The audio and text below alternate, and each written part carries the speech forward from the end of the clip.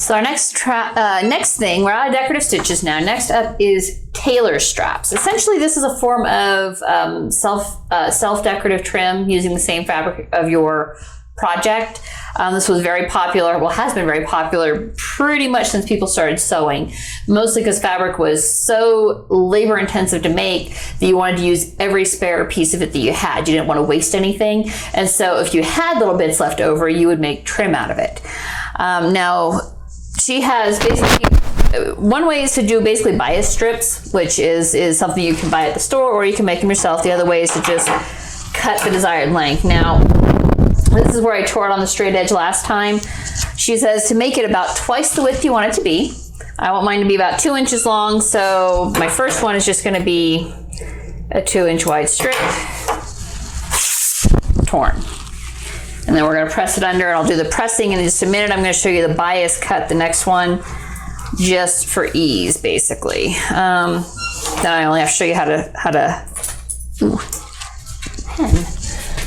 to press once. So bias essentially is at this 45-degree angle on your fabric. Technically, I'm actually going to do it this way, and I'll show you why.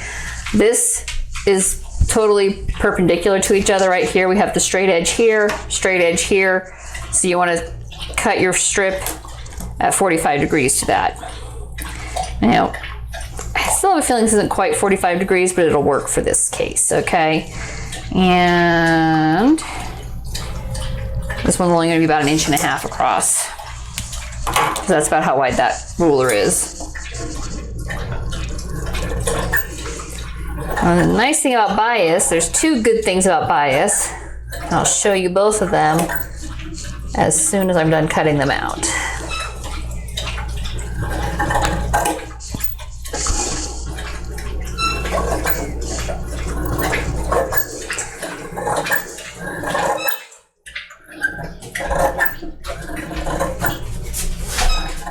Now I didn't bother to tear it because frankly you can't really tear on the bias. First nice thing is it stretches. See, it has really nice flexibility here. And that makes it very useful for going around curved areas like neck holes, your neckline. This is almost always going to be bias cut. If you're facing an armhole, same thing, it's going to be bias cut, goes around a curve, and will still lie flat. The other nice thing is it's not shredding.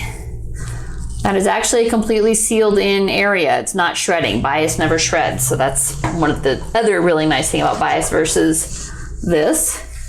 No stretch, right? That was on the straight grain, no stretch, and it's shredding. So two different ways to do the strips there. When you're making your tailor straps, essentially you want to get your iron on the correct side of your body. And all you're doing is pressing them in.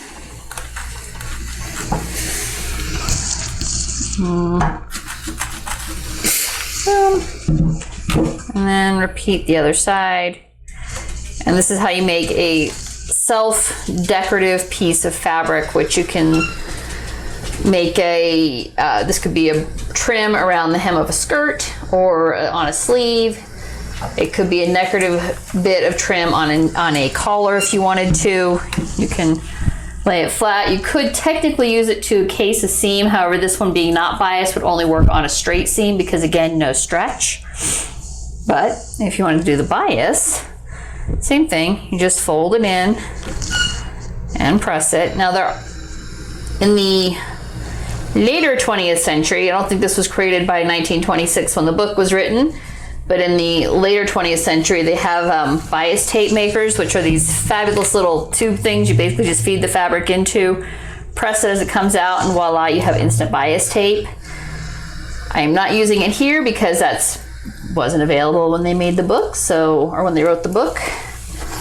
But there you go. And that would just be the other half of the tailor's tape. So again, we have one cut on a straight grain, one cut on a bias. This one again will stretch to go around curves. And it's just self-facing fabric. It's just a bit of fabric that is self-trim for whatever you are making. And that is Tailor's tape. Is that what she called it? I think that's what she called it. Tailor straps. Tailor straps is what she called it. There you go. That's your lesson for the week.